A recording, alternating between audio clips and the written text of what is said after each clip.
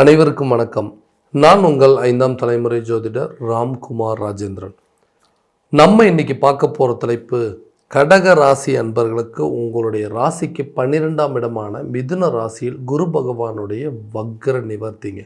சுமார் 96 நாட்களுக்கு நடைபெறக்கூடிய இந்த நிகழ்வு டிசம்பர் மாதம் 5ஆம் தேதி முதல் மார்ச் மாதம் 11ஆம் தேதி வரை நடைபெறவிருக்குங்க. இந்த நிகழ்வு காலகட்டங்களில் இந்த கடகராசி அன்பர்களுக்கு தங்களுடைய வாழ்க்கையில் எந்த விதமான அற்புதங்கள் மற்றும் மேன்மைகளை தரப்போகுது அப்படிங்கிறத இந்த காணொலியில் தெளிவாகவும் துல்லியமாகவும் பார்க்கலாங்க. நம்ம சேனலை ஃபஸ்ட் டைம் பார்க்குறவங்களாம் அந்த சப்ஸ்கிரைப் பண்ணிக்கோங்க. பெல் பட்டன் கிளிக் பண்ணி ஆல் அப்படிங்கிற ஆப்ஷன் கொடுத்துக்கோங்க.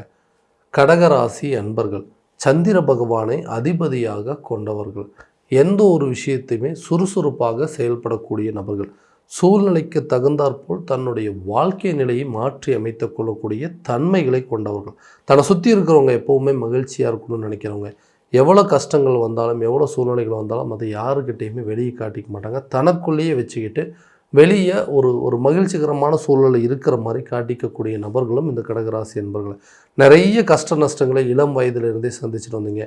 எல்லாமே நல்லா தாங்க போயிட்டு இருந்தது. திடீர்னு என்ன நடந்ததுன்னு தெரியல. வாழ்க்கையில் எல்லாமே புரட்டி போட்ட மாதிரி நிறைய மாற்றங்கள் அப்படிங்கிறது கொடுத்துருச்சு. நிறைய இழப்புகளை சந்திச்சிட்டேன். நிறைய லாஸஸ் அப்படிங்கிறது வந்துருச்சுங்க.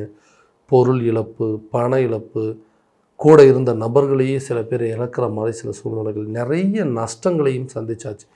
இந்த நிலைக்கு காரணம் தான் என்னங்க, என்ன தான் நடந்தது, ஏன் எனக்கு மட்டும் இந்த மாதிரி நடந்துட்டுருக்கு அப்படின்னு சொல்லக்கூடியவங்களுக்கு இந்த 96 நாட்களுக்கு தன்னுடைய வாழ்க்கையில் நிறைய மாற்றங்களை கொடுக்கக்கூடிய ஒரு காலகட்டம் அப்படின்னே சொல்லலாங்க. ஏன்னா 12ஆம் இடத்துல குரு பகவானுடைய வக்ரனத்தை, 12இல் குரு, விரைய குரு அப்படின்னே சொல்லலாங்க.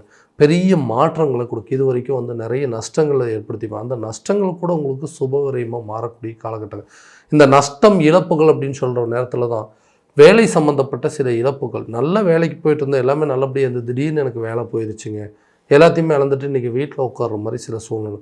நிறைய இன்டர்வியூஸ் அட்டன் பண்ணிட்டேங்க, நிறைய பக்கத்தில் ஓகேங்க நான் உங்களை கூப்பிட்றேன்னு சொல்கிறாங்க, ஓகே இது கண்டிப்பாக கூப்பிடுவாங்க, நான் ஒரு எதிர்பார்ப்போடு இருக்கிறேன், அது கரெக்டான நேரத்தில் நடக்க மாட்டேங்குது. ஆல்ரெடி ஒரு வேலையில் இருக்கக்கூடிய நபர்கள் கூட இந்த இடத்துல எனக்கு ஒரு ப்ரமோஷன் அப்படிங்கிறது கிடைக்கலைங்க, எனக்கு ஒரு சேலரி இன்க்ரிமெண்ட் ரொம்ப வருஷமாக எதிர்பார்த்துட்ருக்கேன், எனக்கு கிடைக்க வேண்டிய ஒரு மதிப்பு மரியாதை கிடைக்கவே மாட்டேங்குது அப்படிங்கிறோம்.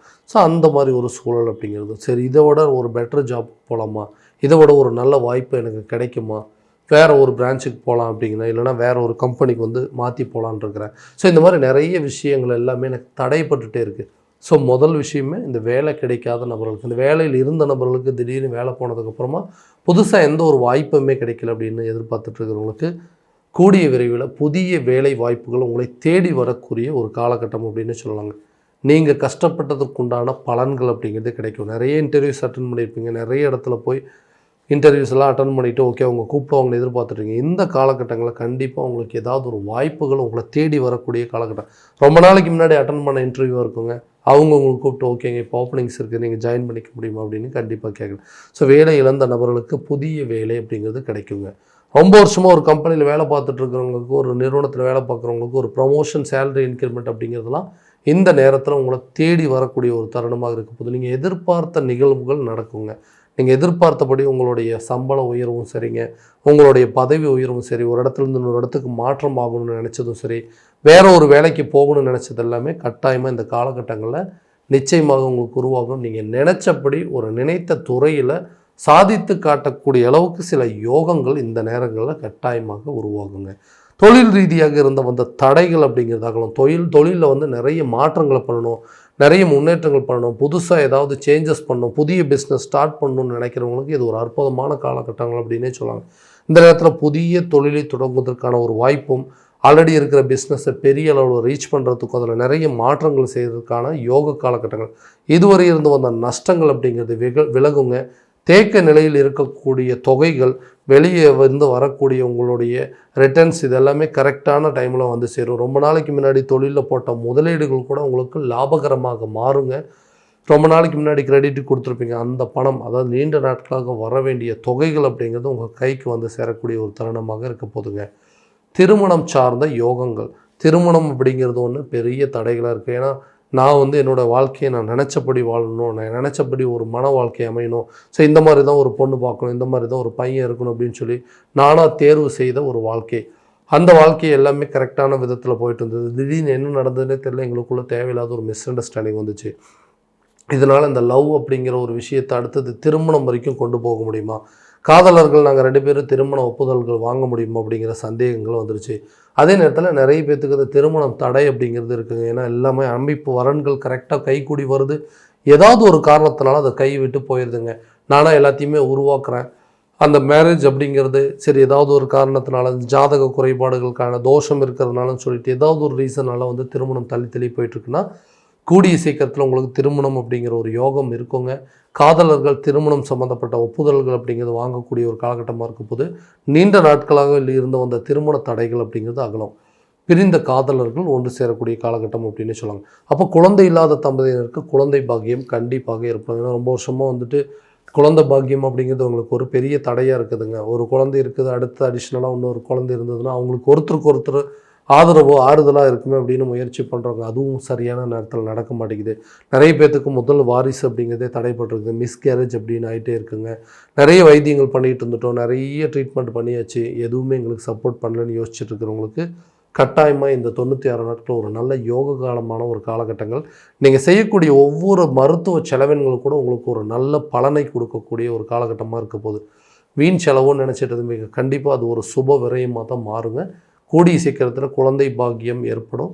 அதுக்காக நீங்கள் எடுத்து வந்த மருத்துவ செலவுகள் கூட உங்களுக்கு ஒரு நல்ல பலன் அப்படிங்கிறது கட்டாயமாக கொடுக்குங்க. அதே நேரத்தில் கணவன் மனைவிக்கிடையே இருக்கக்கூடிய ஒற்றுமைகள், எதுக்கெடுத்தாலும் சண்டை போடுறோம், எதுக்கெடுத்தாலும் வந்து கம்யூனிகேஷனில் தான் எங்கள் 2 பேர்த்துக்குள்ள ஒரு ஹெல்த்தியான ஒரு கான்வர்சேஷன் அப்படிங்கிறதே இல்லைங்க. எதுக்கெடுத்தாலும் சண்டை போடுறோம், ஒருத்தருக்கு ஒருத்தர் விட்டு கொடுத்து போகிறோம்னே. கணவன் சொல்கிறார், நானும் எவ்வளோ விஷயத்தை தாங்க விட்டு கொடுத்து போகிறது அப்படின்னு சொல்கிறாங்க. அதேமாதிரி மனைவி என்ன சொல்கிறது, நானும் கணவருக்காக எவ்வளோ விஷயத்தை விட்டு கொடுத்து போயிட்டுருக்குறோம். குடும்பத்துக்காக நிறைய விஷயங்கள் ஒருத்தருக்கு ஒருத்தர் விட்டு கொடுத்து தான் போயிட்டுருக்கோம். ஆனால் எங்களுக்குள்ள ஒரு நல்ல அண்டர்ஸ்டாண்டிங் இருக்க மாட்டேங்குது. நல்லா இருந்த நபர், நல்ல பழக்க வழக்கங்கள் இருந்தாருங்க. ஏன்னா எனக்கு நடந்த ஒரு மன வாழ்க்கை அப்படிங்கிறது என்னோட மறுபடியும் அதே லெவலில் என்னால் என்ட்ரி பண்ணவே முடியாது. ஏன்னா மன கஷ்டங்கள் நிறைய வேதனைகள் கொடுத்து இந்த லைஃப்லேருந்து வெளியே போனால் போதும்னு சொல்லி அதை விட்டு வெளியே வந்துட்டேன். இப்போ என்னை தேடி ஒரு வாழ்க்கை வந்தது, அட்லீஸ்ட் நான் தேடி போன ஒரு வாழ்க்கை. அதுலேயும் இன்றைக்கி எனக்கு நிறைய பிரச்சனைகள் அப்படிங்கிறது உருவாயிருச்சு.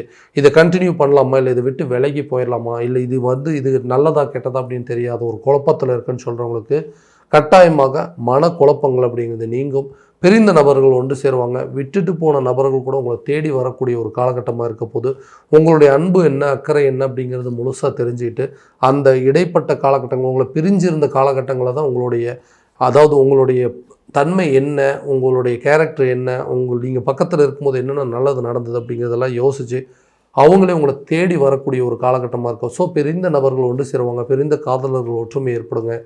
கணவன் மனைவிக்கிடையே நல்ல ஒரு அண்டர்ஸ்டாண்டிங் அப்படிங்கிறது உருவாகும். ஒரு லைஃப்லேருந்து வெளியே வந்துட்டு செகண்டாக மறுபடியும் ஒரு மேரேஜ் பண்ணலாமா, அல்லது ரீ லைஃப் ஒன்று ஸ்டார்ட் பண்ணலாமான்னு யோசிக்கிறவங்களுக்கு கூட இது ஒரு பொன்னான காலகட்டம் அப்படின்னு சொல்லுவாங்க. கண்டிப்பாக நீங்கள் நினச்சபடி உங்களுக்கு ஒரு மன வாழ்க்கை அப்படிங்கிறது அமையுங்க.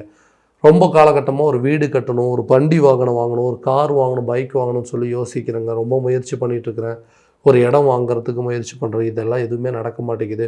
ஸோ இந்த நேரத்தில் தேவையில்லாமல் வந்து பணத்தை வந்து கடன் வாங்கி இதெல்லாத்தையும் பண்ணணுமா அப்படிங்கிற ஒரு யோசனைகள் இருந்துகிட்டே இருக்குது.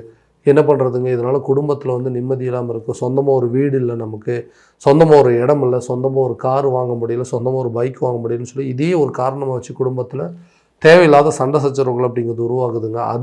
அந்த விஷயங்கள் மாறும். இந்த நேரத்தில் நீங்கள் செய்யக்கூடிய ஒவ்வொரு முதலீடும் உங்களுக்கு ஒரு நல்ல பலன் கொடுக்கும்.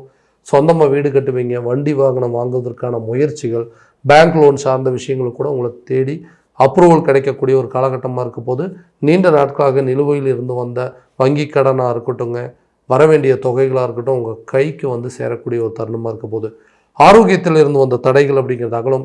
ஹெல்த்தில் நல்ல ஒரு இம்ப்ரூவ்மெண்ட் இருக்கும். ரொம்ப நாளாக வந்து தேவையில்லாத சில இடையூறுகள் இருந்திருக்கும். இந்த ஆக்சிடெண்ட் ஆனப்போ அடிபட்டது, அதே நேரத்தில் நிறைய இந்த எலும்பு முறிவு சம்மந்தப்பட்ட பிரச்சனைகள், தையல் போடக்கூடிய அளவுக்கு சூழ்நிலைகள், தேவையில்லாத சில தொந்தரவுகள் அப்படிங்கிறது தான் இருக்கும். அந்த பாதிப்புகள் உங்களை விட்டு டோட்டலாக விலகுங்க. வந்த கண்டங்கள் உங்களை விட்டு விலகக்கூடிய ஒரு காலகட்டமாக இருக்க போதுங்க. கல்வியிலையும் நல்ல ஒரு முன்னேற்றம் இருக்கும். கல்வியில் சில சுபவிரயங்களை செய்யக்கூடிய ஒரு காலகட்டமாக இருக்க போது, கல்வி சார்ந்த சில விஷயங்கள், செலவினங்கள் அப்படிங்கிறது உருவாக்குங்க. கல்வியில் நல்ல ஒரு மதிப்பெண் பெறக்கூடிய ஒரு காலகட்டங்கள் இருந்து வந்த ஞாபக மறதிகள் கூட குறையுங்க. கல்வியில் ஒரு நல்ல அமைப்பு அப்படிங்கிறது வரும். ஸோ இதுவரை நம்ம பார்த்ததெல்லாம் கோச்சார ரீதியான பலன்கள் மட்டும்தான்.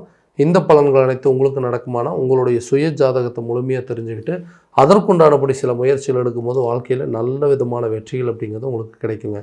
உங்களுடைய ஜாதகத்தை எங்கிட்ட பார்க்கணும்னு விருப்பப்பட்டீங்கன்னா கீழே தெரியிற நம்பருக்கு கான்டாக்ட் பண்ணி அப்பாயின்மெண்ட் ஃபிக்ஸ் பண்ணிக்கோங்க. அப்படி இல்லையா உங்களோட ஜாதகத்தை வாட்ஸ்அப் மூலமாக அனுப்பிச்சி வச்சிங்க அப்படின்னா தெளிவான முறையில் கணிச்சு துல்லியமான பலன்கள் அப்படிங்கிறது உங்களுக்கு தெரியப்படுத்தப்படுங்க.